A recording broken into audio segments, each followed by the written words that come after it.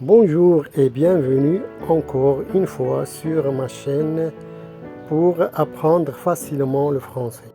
Donc aujourd'hui, nous allons voir encore une fois un point de grammaire fondamental. Mais avant de commencer, il faut se mettre dans une bonne mentalité pour mieux comprendre la leçon. Je vous promets donc, chers amis, que vous allez vite progresser. Les verbes du premier groupe sont des verbes qui se terminent à l'infinitif par ER. Voyons maintenant tous les verbes du premier groupe et qui se terminent par ER se conjuguent de la même façon, sauf le verbe aller. Donc le verbe aller est un verbe irrégulier. Il ne respecte pas la règle et ne fait pas partie des verbes du premier groupe.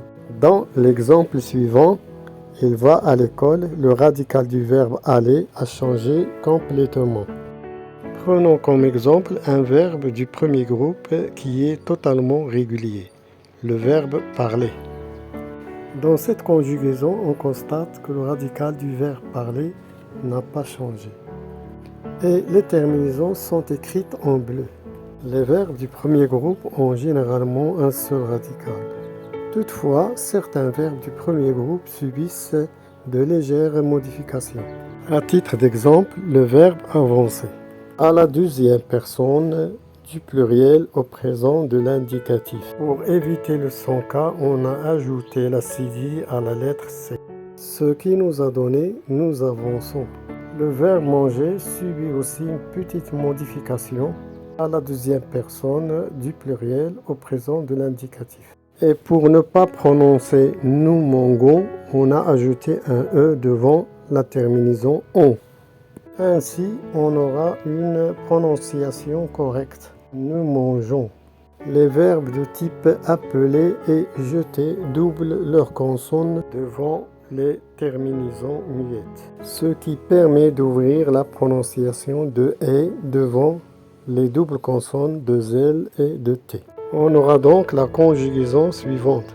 J'appelle, tu appelles, ils appellent, je jette, tu jettes, ils jettent. Pour les verbes de type acheter, lever, peser, semer, le E prend un accent grave et se prononce est devant les terminaisons E, ES, ENT. Alors, au lieu de dire il mène, ce qui n'est pas correct, on dit il mène. Exemple, il mène une vie agréable. La conjugaison du verbe mener au présent de l'indicatif est je mène, tu mènes, il mène, nous menons, vous menez, il mène. Il en est de même pour les verbes suivants. Acheter, amener, peser, ramener, peler, sceller, semer, déceler, parsemer, etc. Les verbes du type essuyer, essayer, envoyer subissent de légères modifications dans le radical.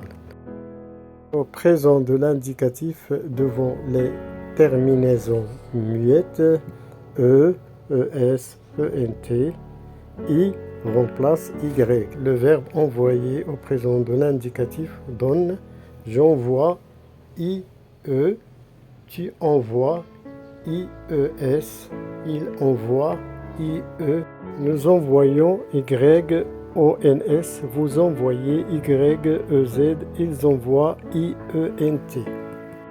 Cependant, les verbes en, ailler, comme le verbe essayer, peuvent garder la lettre Y dans toutes les personnes.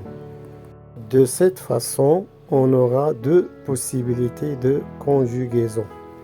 On peut dire donc il essaye, IE, ou il essaye, YE.